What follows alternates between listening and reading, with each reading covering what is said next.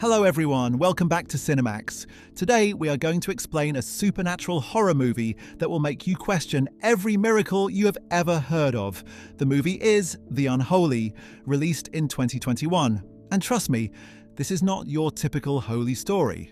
Let's dive in. Our story starts a long time ago, in the year 1845, in a small town called Banfield, Massachusetts. A group of angry villagers gathers around an old rotten oak tree. They drag a woman to that tree. Her name is Mary Elnor. They hang her from the branches, torture her, and then burn her alive. But why did they do this? Because Mary was not an ordinary woman. She was a witch. She had sold her soul to the devil himself. The villagers were terrified of her evil powers, so they decided to trap her spirit forever. How? They used a strange doll. They wrapped the doll in heavy chains and buried it under the oak tree. They also carved a fake date on the doll, February 31st, 1845.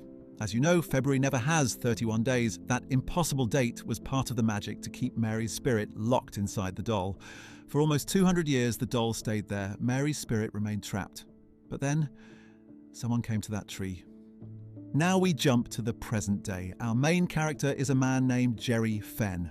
Jerry is a journalist, but he is not a good journalist. He used to work for a big news company, but he got fired for making up a completely false story and pretending it was true. After losing his job, Jerry now survives by chasing small incidents, twisting the truth, and selling fake news stories to make money. He will do anything for cash, even if it means lying to everyone. One day, Jerry hears a rumor about a cow that was mysteriously injured on a farm. Nobody else cares about this, but Jerry thinks he can turn it into a story. So he drives to the farm to investigate. The farm is located next to a church. The local priest is a man named Father Hagen. When Jerry arrives, he doesn't find anything supernatural, just a bored farm boy who hurt the cow. But then, as he is walking near the old oak tree, Jerry hears a strange whispering sound. He follows the sound and finds a hole at the base of the tree. Inside the hole is the ancient doll, still wrapped in chains. Does Jerry feel scared? No. He only sees money. He thinks, I can break this doll and make up a story about a curse. People will love it. So he smashes the doll open. He breaks the chains. He destroys the prison that held Mary's spirit for nearly 2 centuries. And just like that, Mary Elnor is free. That same night, while Jerry is driving home, a young woman suddenly appears in the middle of the road. Jerry swerves to avoid her and crashes his car into a tree. The woman is not hurt, but she seems to be in a trance. She walks slowly toward the old oak tree. Jerry follows her. When he gets close, he sees a strange shadow next to her, and he hears her whispering to someone, as if she is having a conversation. But here is the unbelievable part. This woman, whose name is Alice, has been completely deaf and mute since the day she was born. She cannot hear. She cannot speak. So how is she whispering?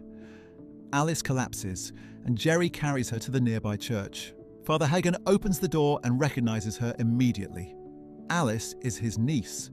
Her parents died when she was little, so she lives at the church. Father Hagen calls the town doctor, a woman named Natalie Gates, to examine Alice. But when Alice wakes up, something impossible happens.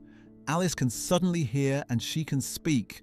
Dr. Natalie cannot believe it. Medically, there is no explanation.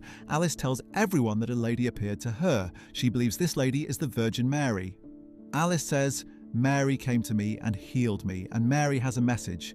Everyone must come to the oak tree tomorrow. The next day, people from the town gather around the oak tree. Jerry is there recording everything. Alice walks to the tree, puts her hand on it, and speaks clearly to the crowd. For the first time in her life, she is talking. Everyone is shocked and amazed. They start to believe that a real miracle is happening. Then Alice does something even more incredible. Among the crowd is a young boy in a wheelchair. His name is Mike. He was paralyzed in an accident and cannot walk. Alice asks him, "Do you believe in Mary?"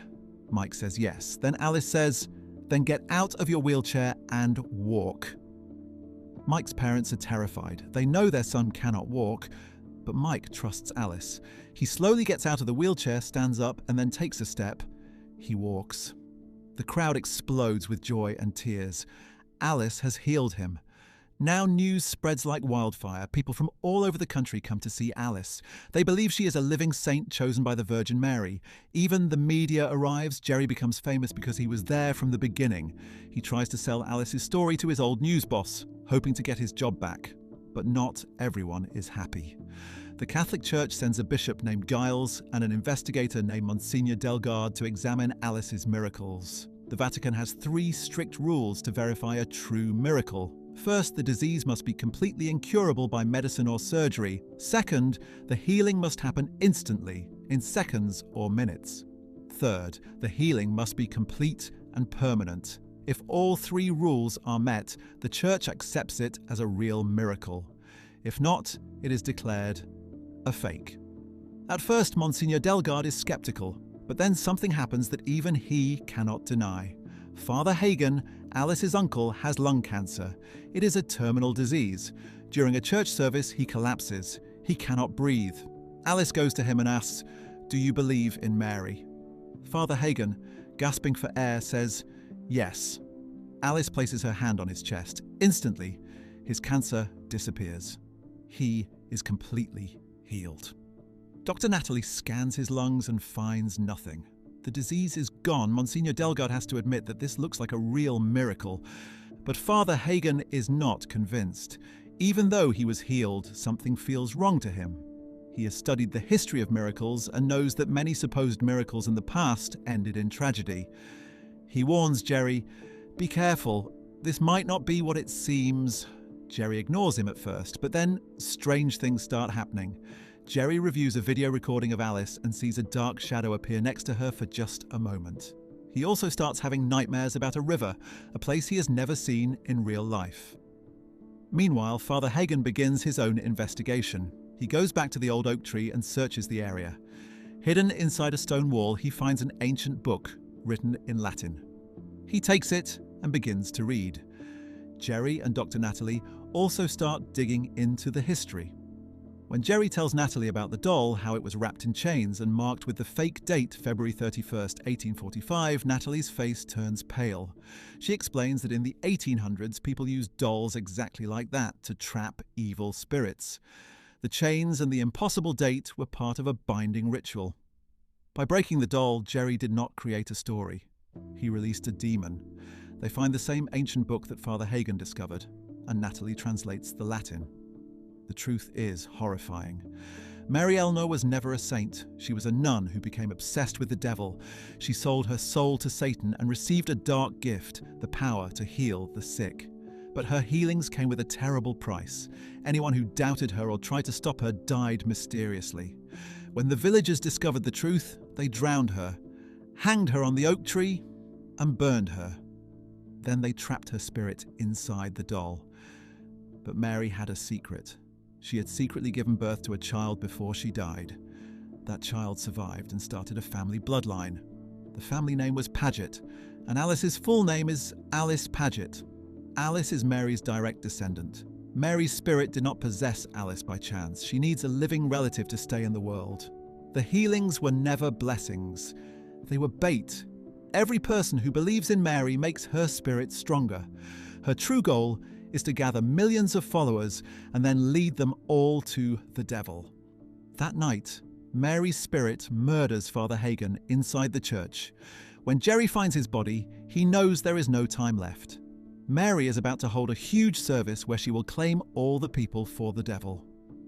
Jerry and Natalie rush to the church. Tens of thousands of people have gathered.